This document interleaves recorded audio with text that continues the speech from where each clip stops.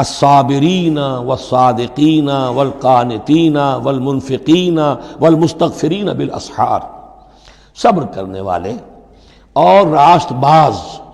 راست بازی میں راست گوئی بھی ہے، راست کردار بھی ہے، عمل بھی آپ کا صحیح صحت پر ہو، درستی پر ہو، اور قول بھی صحیح اور درست ہو۔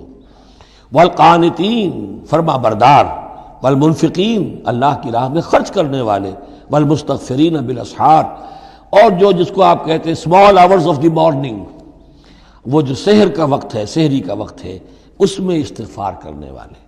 ایک تو نمازیں ہیں جو 5 نمازیں ہیں، لیکن خاص وہ وقت جو ہے اس میں جب کہ فرمایا گیا ہے کہ رات کے آخری حصے میں اللہ تعالیٰ نزول فرماتا ہے سمائے دنیا تک، اور پھر ایک ندا ہوتی ہے، حل من مستغفر فاغفر لہ، حل من سائل فاعطیہ، ہے کوئی استغفار کرنے والا کہ میں اسے معاف کر دوں، ہے کوئی کچھ مانگنے والا کہ میں اسے عطا کر دوں۔ ہم تو مائل بکرم ہے، کوئی سائل ہی نہیں، راہ دکھلائیں کسے، رہرو منزل ہی نہیں۔ شاہد اللہ انہ لا الہ الا هو والملائکۃ واولو العلم قائما بالقسط، اللہ خود گواہ ہے کہ اس کے سوا کوئی معبود نہیں، سب سے بڑی گواہی تو اللہ کی ہے۔ والملائکۃ، اور سارے فرشتے گواہ ہیں، واولو العلم، اور اولو العلم بھی اس پر گواہ ہیں۔ یہ اولو العلم جو ہے، اولو الالباب، اولو العلم الذین یعقلون، یہ وہ لوگ ہیں کہ جو ان کائناتی آیات کے حوالے سے اللہ کو پہچان لیتے ہیں اور اس کو مان لیتے ہیں کہ وہی معبود برحق ہے۔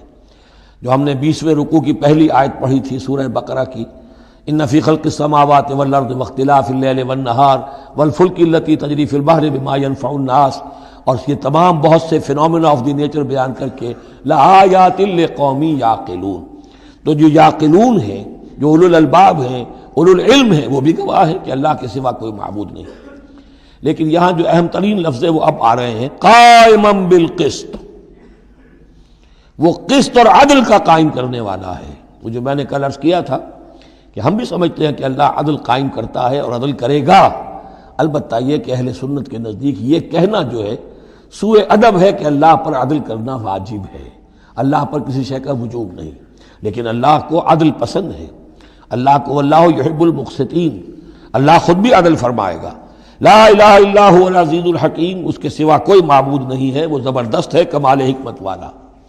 ان الدین عند اللہ الاسلام، دین تو اللہ کے نزدیک پسندیدہ اور اللہ تعالیٰ کے ہاں منظور شدہ دین ایک ہی ہے، وہ الاسلام ہے۔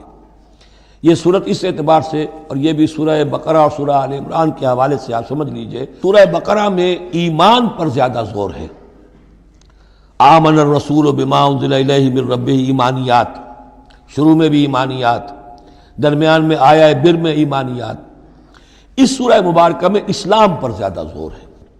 اب ان دونوں میں بھی ایک نسبت ہے خاص جس کو بھی تفصیل میں جانے کا موقع نہیں ہے۔ ان الدین عند اللہ الاسلام، آگے چل کر آیت آئے گی وَمَن يَبْتَغِ غَيْرَ الْإِسْلَامِ دِينًا فَلَن يُقْبَلَ مِنْهُ، اگر کوئی شخص اسلام کے سوا کسی دین کو قبول کرے گا وہ اس کی جانب اللہ کے ہاں منظور نہیں ہوگا۔ وَمَا اخْتَلَفَ الَّذِينَ أُوتُوا الْكِتَابَ إِلَّا مِن بَعْدِ مَا جَاءَهُمُ الْعِلْمُ بَغْيًا بَيْنَهُمْ، یہ اسلام ہمیشہ سے چلا آ رہا ہے، حضرت آدم سے اسلام چلا آ رہا ہے۔ یہ وہی آیات جو تھی، آیت الاختلاف، اس کا گویا کہ خلاصہ آ گیا۔ اور جن لوگوں نے اختلاف کیا ہے، یہ پگڈنڈیاں نکالی ہیں، غلط راستوں پر مڑ گئے ہیں، تو یہ اس کے بعد کہ ان کے پاس علم آ چکا تھا، اور اصل سبب بغیم بینہم، ضدم ضدہ، دی ارج ٹو ڈومینیٹ۔ ومن یکفر بآیات اللہ، اور جو کوئی اللہ کی آیات کا انکار کرتا ہے، فإن اللہ سریع الحساب، تو اللہ تعالیٰ کو حساب لیتے دیر نہیں لگے گی، وہ بڑی تیزی کے ساتھ حساب لے لے گا۔